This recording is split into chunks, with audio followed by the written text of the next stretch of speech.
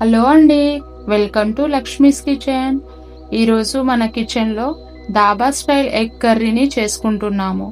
ఈ స్టైల్లో ఒకసారి చేసి చూడండి. మీ ఇంట్లో వాళ్ళందరూ చాలా ఇష్టంగా తింటారు, మళ్ళీ మళ్ళీ కావాలని అడుగుతారు. ఈ కర్రీని చపాతీ, బగారా రైస్, పుల్కా, జొన్న రొట్టెలు వేటితో తిన్నా చాలా టేస్టీగా ఉంటుంది. మరెందుకు ఆలస్యం, dhaba style egg curry recipe చేసుకుందాం. ఈ కర్రీ కోసం నేను ముందుగా గుడ్లను ఉడకబెట్టుకుంటున్నాను. దానికోసం ఒక గిన్నెలో నీళ్లను వేడి చేసుకుంటున్నాను. నీళ్లు వేడయ్యాక ఎగ్స్ను వేస్తున్నాను. ఇప్పుడు ఇందులోకి 1 టేబుల్ స్పూన్ సాల్ట్ను వేస్తున్నాను.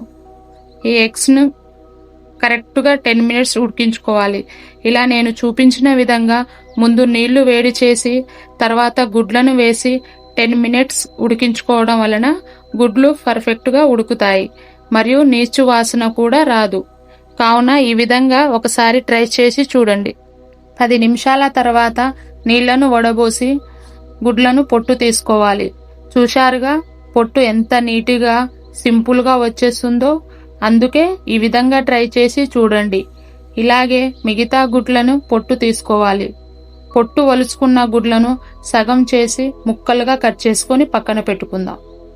ఇప్పుడు కర్రీ కోసం నేను 3 మీడియం సైజు ఉల్లిగడ్డలను, 4 టమాటాలను సన్నగా కోసి తీసుకుంటున్నాను.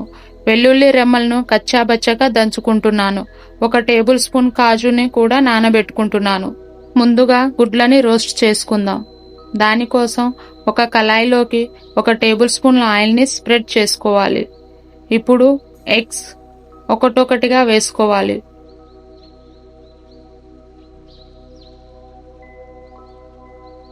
ఇప్పుడు వాటిపైన పసుపుని, కారాన్ని చల్లుకొని కలుపుకోవాలి.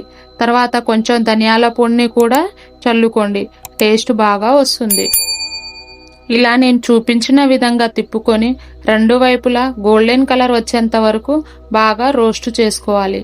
రోస్ట్ అయ్యాక ఈ ముక్కల్ని ఒక ప్లేట్లోకి తీసుకొని పక్కన పెట్టుకుందాం.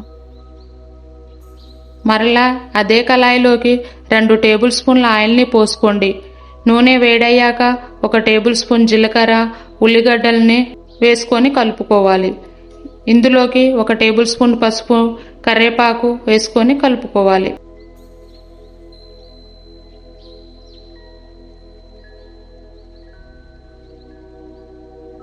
ఉల్లిగడ్డలు వేగేలోపు మిక్సీలోకి టమాటాలని, నానబెట్టిన కాజుని వేసుకొని మెత్తటి పేస్ట్ లాగా పట్టుకోండి. ఈ పేస్ట్ని ఉల్లిగడ్డల్లోకి వేసుకొని బాగా కలుపుకోవాలి. టమాటా, కాజు పచ్చివాసన పోయేంత వరకు వేపుకోవాలి. ఇదే సమయంలో 1 టేబుల్ స్పూన్ దంచుకున్న ఎల్లిపాయలను వేసి కలుపుకోవాలి. ఇప్పుడు ఇందులోకి 1 టేబుల్ స్పూన్ సాల్ట్, 2 టేబుల్ స్పూన్ల కారం, 1/2 టేబుల్ స్పూన్ ధనియాల పొడి వేసుకొని బాగా కలుపుకోవాలి. కారం బాగా మగ్గాక 1/2 గ్లాస్ వాటర్ని పోసుకొని బాగా మరగనివ్వండి.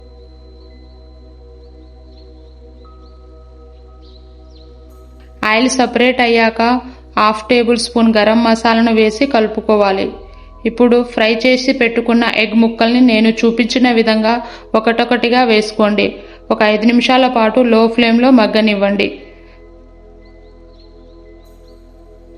చివరిగా పైనుండి కొత్తిమీరని వేసి గార్నిష్ చేసుకోవడమే. మన dhaba style egg curry ready. మీరు కూడా ఒకసారి ట్రై చేసి ఎలా వచ్చిందో కామెంట్ చేయండి.